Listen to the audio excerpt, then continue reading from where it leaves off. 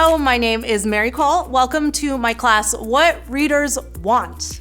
So the reason I'm speaking to you today is that I have worked 10 years in publishing. I worked at Chronicle Books, Andrea Brown Literary Agency as an agent, and Movable Type as well as an agent. And then I was out in New York, and I met my husband, and he dragged me to Minneapolis, kicking and screaming. And I decided I didn't want an agent when I was outside of New York City. I wanted to do something, go back to my first love of working one-on-one with writers. And so in 2013, I started Mary Cole Editorial. And in 2019, I started Good Story Company, which works with writers of all skill levels in all categories to help them tell good stories. So that's who I am. That's why I'm talking to you today. And if you want to know more, you can check out my book, Writing Irresistible Kidlit, out from Writer's Digest. It is geared to writing middle grade and young adult, but a lot of the craft tips are applicable outside of children's books, if you want to check it out. So, what readers want. Now, a lot of writers taking this class might wonder, well, why are we talking about readers? I'm here to take a writing class. I would posit that the reader's experience is something that becomes more and more important in your writing journey as you go from writing the story, getting it down, getting the draft out, revising that draft. At some point, you have to realize that you are telling the story to somebody else. Not just yourself, as you do in the early craft phases, but to that reader, that audience member that will eventually love your story, tell their friends about it, and really, really make it one of the books of their lifetime. So I do want to have you pay attention to your readership, your audience, as you sort of pivot to this idea of, oh yeah, I am telling a story for a reader. So in today's class, we are going to talk about what readers want, spoiler alert, it is to care, then how to make readers care. We're going to talk about the beginning of your story and setting it up in a way that's relatable with theme. We'll talk about objective and motivation in your character and characters to care about. A lot of readers really enter a story through the focal point of character. And so nailing that character, really, really getting that connection going is huge for engaging that reader. Then we'll talk about stakes and story, the things that your character experiences as they go through your manuscript. And finally, we'll talk about an ending that really engages the reader and rewards them for spending 4, 5, 10 hours of their time reading your story. So let's get started. Your job today in this class is to sit back, relax, and have fun. This class is on demand, and so if you miss anything, I try to pack these classes with as much information to honor your valuable time and give you as much just general writing advice as possible. So you can always come back. You can always watch again. Don't worry too much about taking notes. And if you miss anything, if you have any questions, I welcome everyone that has ever taken a class from me to email me at mary@goodstorycompany.com, and you can get the answers to your questions. So don't stress out. There's going to be a lot flying at you, but I want you to sit back and enjoy. The big secret of the class. I'm not going to make you wait until the end of the presentation. What do readers want? They want to care. They want to care about character. They want to engage in a story viewed from the character's lens, and they want something that's relatable to their own lives that they can take away at the end. They want to care. It is the human connection to story that we've enjoyed for thousands and thousands of years. And this is what you're aiming to do with your book. Now, the good news, readers are wired to care. They come into a reading situation, they want to care, they want so badly to engage with your story. The bad news is you have to earn that. You have to earn their eyeballs, you have to earn their trust, and you have to earn that emotion that connects your reader to story. How do you do that? Well, you have to tell a good story, and this is why we're here today. The beginning is super important. You hear this all the time. Agents, publishers, they read the first 10 pages, and if they're not hooked, they will put your manuscript down, unfortunately. Same with readers in a bookstore. They're flipping through, maybe they read the first page, maybe they read the back cover. If they're not hooked, they put the book down. There's a lot of competition for those eyeballs. So how do you begin a story that engages readers? First of all, I would like you to start in action. Start in a sense of normal for your character. Their normal life, whatever they're doing, is about to get majorly rocked by some kind of conflict. You're going to start in scene. You're going to get tension in here. Your character is just bopping along, and then something out of the blue, or maybe it's expected, it changes their life. There's a before and an after.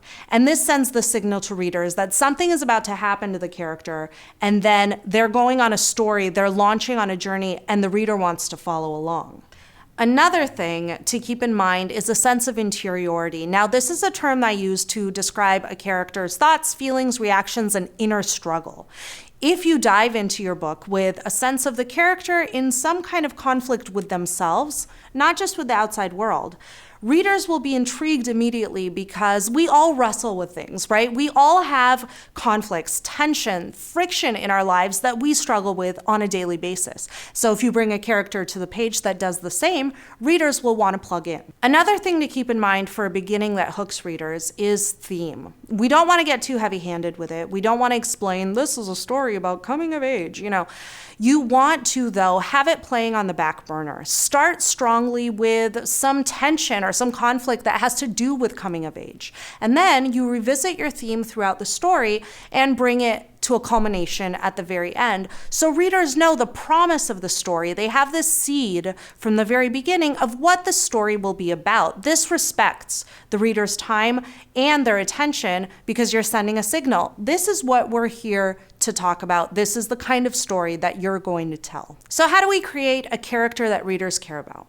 Well, ideally, the character will be relatable and they will also be proactive. Remember, the word protagonist has similar roots to proactive. That means the character doesn't just sit back and have the story happen to them.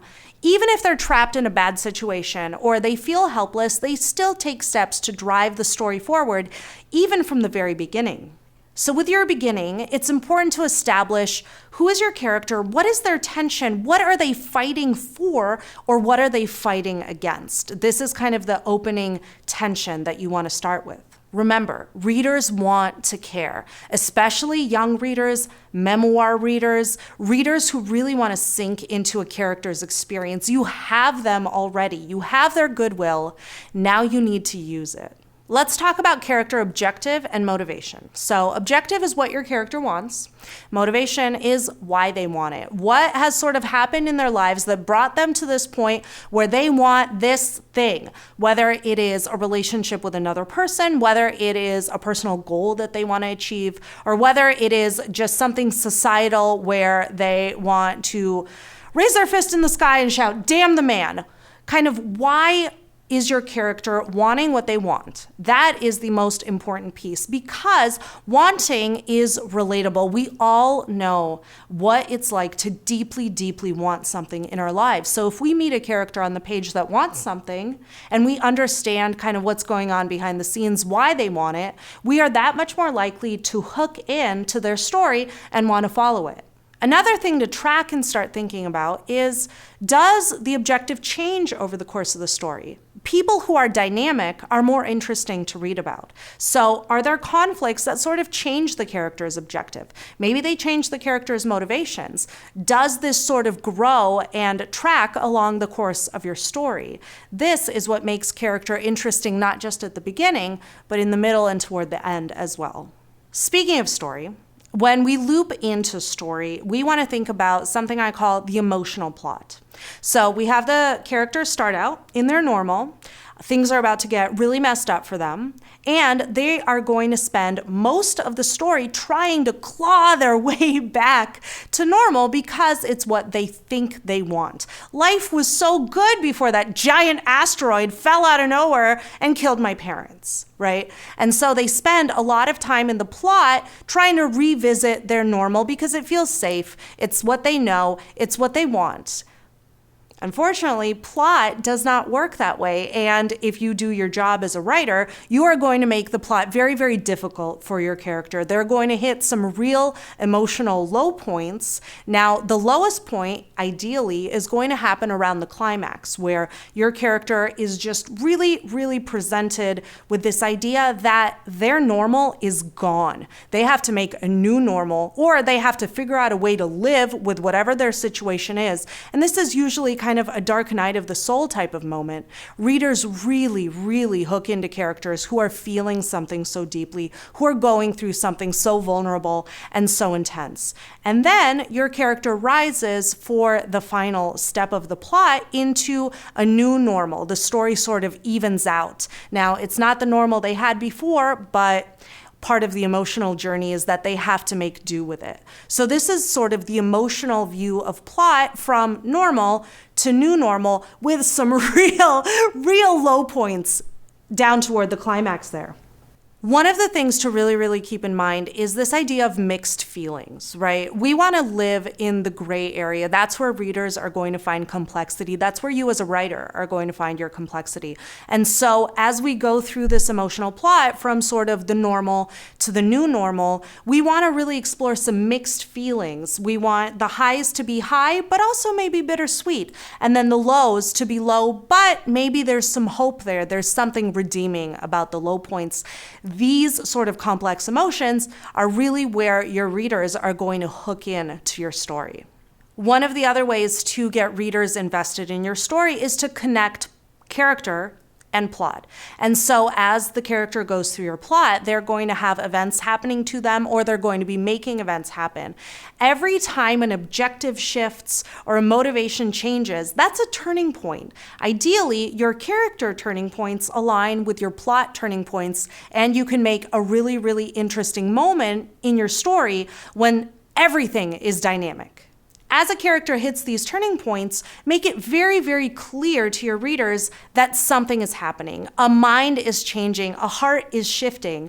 Something is going on with your character that's going to make them maybe take off in a new direction. And so these moments, these turning points, are especially engaging to readers because they send the signal that this character is dynamic. Lots of stuff is going on with this character, and they're on a journey. The reader wants to come on a journey with a character who is sort of aware of what's happening and kind of changing their mind as the plot changes. One of the great ways to tie character and plot together and maximize that reader engagement is stakes. So what are stakes? Stakes are the personal ramifications for your character if something bad happens to them. Also, if something good happens to them, because remember, sometimes fear of success is more meaty and juicy than fear of failure. Everybody fears failure, but fear of success can be surprising. So what happens to your character if bad thing happens? What happens if good thing happens? Explore these ramifications. For example, if I'm stepping into an audition, I can think like, oh my goodness, if I totally screw it up out there, this, all this horrible stuff will happen. But I could also be thinking, if I ace it and I get the part, I actually have to perform the role, and that opens up a whole new level of nuance. So for every event in your story, I'd love for you to ask, and so what? You have a plot point, now ask, so what? So what for the character? How does this split the action or the character's development maybe into a before and an after where something has happened and they're maybe not the same person? This is an issue of stakes. One great way to anchor stakes in character and take a break if you've been going guns blazing with plot is to build in some time for reflection about the ramifications that you've sort of engineered. So if you have a lot of action, maybe balance it out with a quieter moment where your character is like, well, I am so screwed now, or, well, that worked better than I expected. And that character can really take a moment to connect. And when you do that, you are connecting with reader. One of the questions I get all the time as a writing teacher is, do characters have to change? Do they have to? And a lot of the time, the writer there is sort of writing an anti-hero character. But I posit that, yes, readers love to root for characters that do change. They don't have to change in an unrealistic, one-dimensional way from, oh, I was an evil villain and now I'm a wonderful guy. But there has to be some kind of arc for the character from beginning to end in order to make it worthwhile for the reader. Usually readers do like to see this sort of shift in a character. It makes the ending satisfying. When a character changes, they will fulfill some of their objectives that you started out with. Maybe they'll leave some unfulfilled, but the character and the story will also fulfill the promise of the novel that you established at the beginning of your story in terms of what is this whole story about. If it's a coming of age story, to use our earlier example, then the character by the end is expected to at least have made some shifts where they have come of age or at least explored what that means. Theme, of course, comes into play at the ending. And so you will have explored whatever you set out to do, whether it's self-discovery, whether it's faith, whether it's coming of age. You will have a contemplative moment at the very end of your book where you really meditate on your theme, whatever that may be. You have the character reflect on it. And this is such a nice sort of full circle coming home moment for your reader as well, where they get to ruminate and they get to take something from the book to maybe use in their lives. I read a really great coming of age story and it helped me think through things in my own life a little bit differently. That's the sort of thing that you want to leave readers with. Don't be too heavy-handed with theme. Again, you never want to talk down to your reader, but creating a really nice resonant ending that meditates just a little bit on your promise and on your theme is going to give readers that kind of the warm fuzzies that you can only get by reading a truly good story. Another word for this is the core emotional experience, the image, the feeling that you want to leave readers with when they close the last cover page of your book. And this is something you can send them home with. Ideally, it's universal, it's something relatable, and trust your readers to get it. That is one of the hardest lessons that I teach to writers. Trust that the reader gets it, because remember, from the very opening of our talk, readers are they're waiting to care. They want to care. They want to sink into an experience. They want to relate to character. They want to relate to story. They desperately want to do this reading work. And so with your ending, with your final message, with your core emotional experience, put it on the page and then take a step back. Trust readers to do their jobs because you trust yourself. Maybe not now, but you will, to do yours as a writer. Remember though, this is a work in progress. Your writing journey is going to last your entire life. And so I encourage everybody to try and love the process of writing. You can look at the end game, publication, book signings, book tours, all of that. You can look at that and draw inspiration from it, but the process, the work, the day-to-day, sometimes drudgery of writing should really be inspirational for you because your readers want to care, but you have to care first. If you don't care about your own character, that's going to be a problem because readers are not going to hook into a character that you couldn't even be bothered to care about. So it's really important to draw those connections to your character, to your writing self first, and then transmit that empathy to readers. And this is very much a work in progress. I like to encourage writers to have some empathy, to have kind of connection to other people, to gather these skills and build these soft skills so that they can put it on the page and then readers can step in and care. So what do readers want? They want to care. And that all starts with a writer who cares. I hope this was helpful. Once again, my book is Writing Irresistible Kidlit. It's out from Writer's Digest Books. I also have a manuscript submission blueprint. This is a 10-hour self-paced writing course, all about agent research, publisher research, putting together submission lists, that dang query letter, and everything you need to know once you're ready to take the next step in your writing journey. Now, you can also check me out at goodstorycompany.com, and here are my social links, your Twitter, your Instagram, your YouTube, all of that. Come find me. I love hearing from writers, and thank you for joining me today and giving me your valuable time.